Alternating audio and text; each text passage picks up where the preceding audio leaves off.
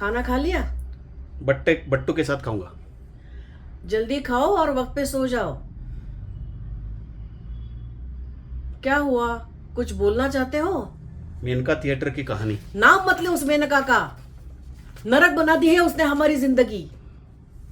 इसी मेनका की चक्कर में किसी ने तुम्हारे पापा का खून कर दिया था। पर आपने कहा था कि झूठ बोला था। हम नहीं चाहते थे कि तुम इस प्रेशर में जियो कि तुम्हारे पापा का कातिल कौन है, इसलिए झूठ ही कह दिया कि उन्होंने आत्महत्या कर ली थी।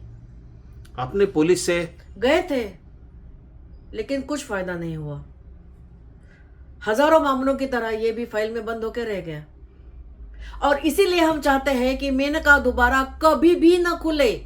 और इसीलिए मौसी ने मर्डर कर दिया, थिएटर दोबारा ना खुले। साहब सिंह से मौसी का क्या कनेक्शन है? रेखा ने ऐसा क्यों किया वो तो रेखा ही जाने। मैं तो बस इतना जानती हूं कि मेनका ने हमें सिर्फ दुख ही दिया है। आपने पापा की बात बचपन से छुपा के रखी थी मम्मी, क्यों? तुम्हें बुरा लगता बेटे? और अब जो लग रहा है वो? अरे लेकिन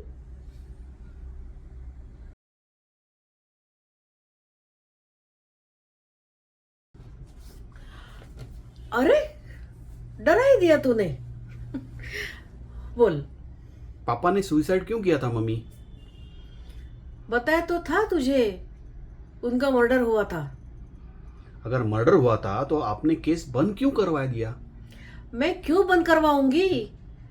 पुलिस ने केस पे ध्यान नहीं दिया था, ये भी मैंने तुझे बताया था। आपने कुछ भी ठीक से नहीं बताया मम्मी। आज आपको सब बताना ही पड़ेगा। क्या था मेरा पापा की मौत का कारण और क्या मेनका का सच। अरे जरा देख बट्टू कहाँ है। सुबह से बिना कुछ खाए पिए ही निकल गया है। और पप्पी से भी पूछ लेना, ठीक तो है वो? मैं कुछ पूछ रहा था मम्मी आपसे, आप टाल क्यों रहे हो? जो बीत गई सो बात गई। अब जान के क्या करेगा।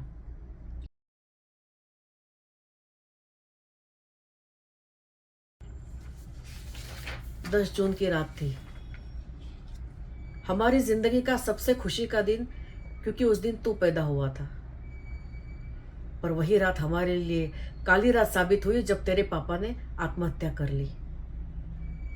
इस खबर से हम इतने टूट गए कि 2-3 महीने लगे हमें उस सदमे से बाहर आने के लिए। जब थोड़ा ठीक ठाक लगने लगा तब हमने पुलिस में शिकायत की। उस वक्त इंस्पेक्टर सत्यवीर थे। उन्होंने छानबीन शुरू की तो पता चला कि 10 जून की रात मेनका में नाइट शो चल रहा था।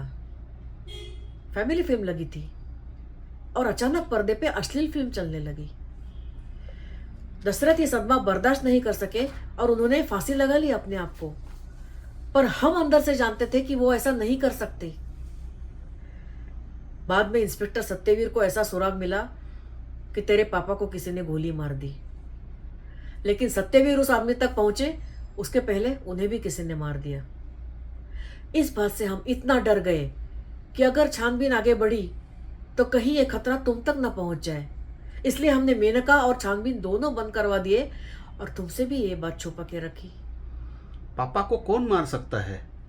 क्या उनकी किसी से दुश्मनी थी?